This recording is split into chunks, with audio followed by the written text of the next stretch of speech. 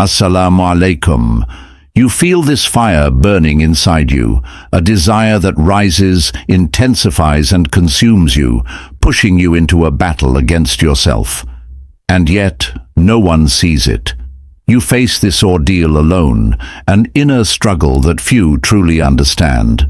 But if you master it, this very struggle can draw you closer to Allah rather than lead you astray. So, what should you do when this desire becomes overwhelming? How can you resist when everything around you seems to be inviting you to give in? Listen carefully, because today I will tell you what no one has ever told you, the real solution. The answer that can save you is in this message. Stay until the end, because what you're about to hear might change the way you see desire and even your destiny. 1. Desire, a trial or a mercy. Have you ever felt this burning heat inside you, this fire, this inner tumult, which is born without prevention, which grows, which imposes itself on you like an invisible force, which seeks to possess you? You try to ignore it, but it's there. It speaks to you, pushes you to act, to give in, and yet you struggle because you know that this desire, if not controlled, can lead you where you don't want to be. But then, why did Allah place it in you? Why do we feel this irresistible attraction, this compelling need that sometimes seems uncontrollable? You have to understand one thing. Desire is neither good nor bad. It's an energy. It's what you do with it that counts. And as for him who fears to appear before his Lord and preserves his soul from passion, paradise will then be his refuge. This fire inside you is not a curse, it's a test that reveals who you really are. Because this desire can elevate you or destroy you. It can make you a servant subject to his instincts, or a believer who controls himself, who walks with dignity, who refuses to be a slave to his own body. But here's the real catch. Desire, when it is not controlled, when it is left without guidance, without control, becomes a tyrant. It becomes an invisible prison, a chain that ties you to the earth while your soul yearns to rise. Look around you. How many have lost everything because of uncontrolled desire? How many have seen their faith crumble, their inner peace disappear, their prayers become faded, simply because they did not understand that this fire had to be tamed and not blindly fed? But now the question is, how to get through this ordeal without failing. 2. The discipline of the nafs. Control your pulsions. There is a battle going on inside you, a silent war that no one sees, but that you feel every day, every night. The nafs, it speaks to you, it whispers in your ear, promises of pleasure, illusions of immediate satisfaction. It tells you, why resist, why fight? Give in and everything will be better. But it's a lie. The man who lets his nafs dominate him is a slave, a prisoner, chained to his desires, unable to free himself from them. Look around you. How many have sacrificed everything for a moment of distraction? How many have seen their faith crumble, their hearts darken, their souls weighed down by the weight of regret? Desire without control is a fire that consumes everything. Your inner peace, your relationship with Allah, your honor, everything can disappear in an instant. But here's the secret. This fire can be controlled. It can be transformed into a force that brings you closer to Allah rather than pushing you away from Him. O young people, whoever among you has the means, let him marry, for this is more likely to preserve chastity. And he who does not have the means, let him fast, for this will be a shield for him. Fasting, a shield, a remedy that few people really understand. It's not just food deprivation, it's a school, training that teaches your soul that it is stronger than your body. When you are hungry, you feel empty, a void which, in the moment, seems to be a weakness. But in reality, it is a strength, for it is in this emptiness that you find the presence of Allah. It is in this deprivation that your mind rises above your instincts. The body cries, but the soul responds, I am not your slave, you are my servant. This is what nafs discipline is. It's not just refusing a temptation, it is educating your soul so that it becomes the master of your body. And if you don't, then it will dominate you. And once your nafs takes control, it will never give it back willingly.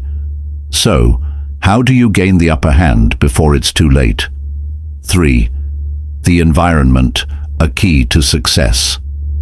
Imagine a fire, an inferno that grows, that spreads, that consumes everything in its path. Every look where it shouldn't, every discussion that feeds a forbidden desire in you, every impure content you let into your mind, all of this is wood that you throw into this flame. And yet, you wonder why this fire doesn't go out. But ask yourself this question: what do you do to preserve your heart? Islam teaches us that our environment is a mirror. It reflects what we become. It shapes our thoughts. It fuels our desires or appeases them.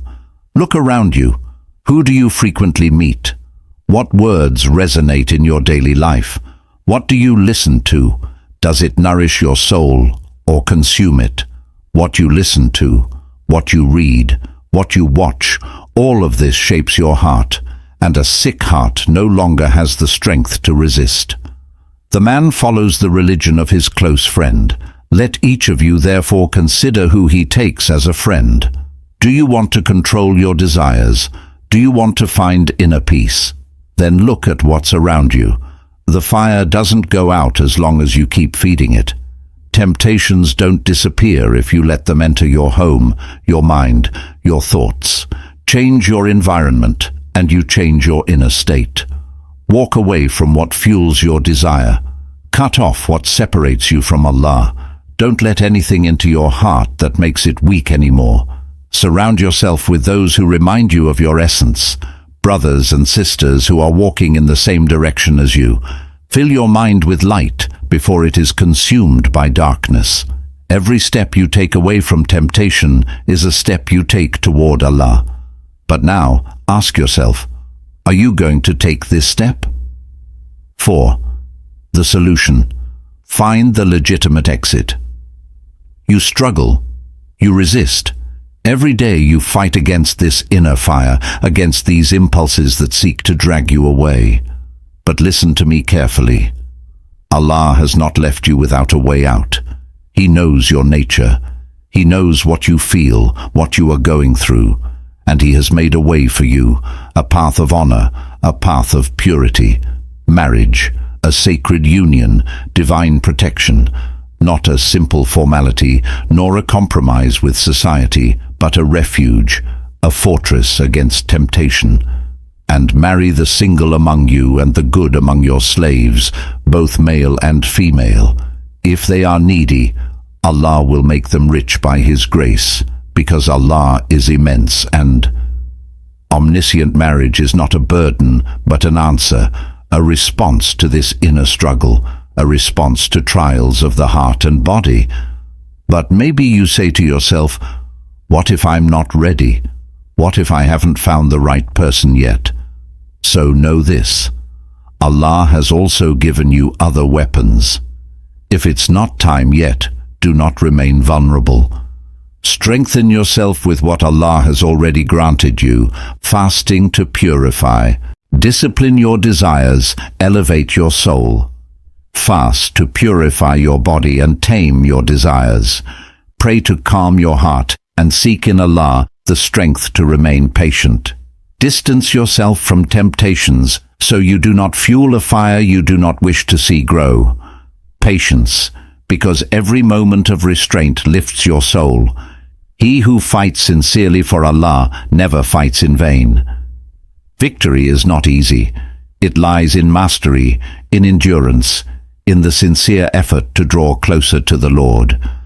For Allah is with those who struggle for His sake.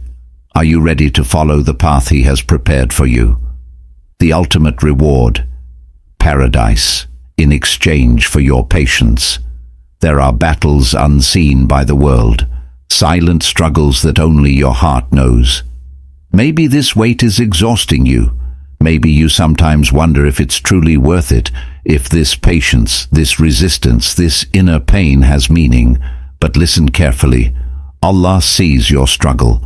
Every moment you resist, every time you lower your gaze, every thought you push away. It is all written. It all holds immense value. The patient will be rewarded beyond measure, with a reward so vast, so infinite, that no human mind can comprehend it. Imagine yourself on Judgment Day. Faces will be anxious, souls will tremble before the truth.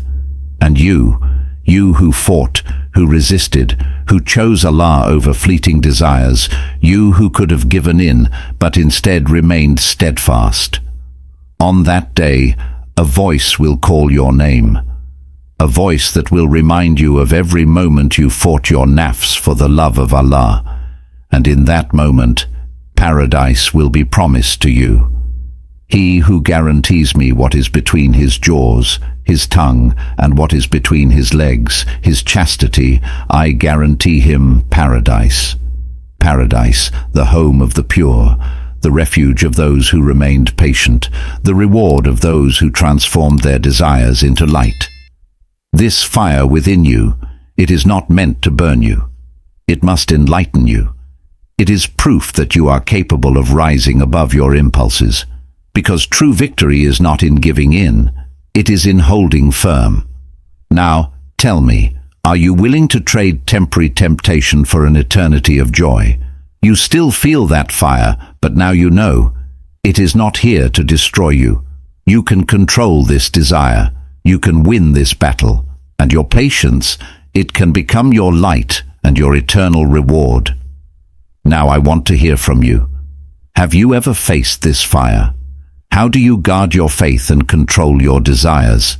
Share your testimony in the comments. Your words may help a brother or sister facing the same test. And if this message touched you, share it. Help someone else find the strength to resist. May Allah guide us, strengthen us, and reward us for every effort. Ameen.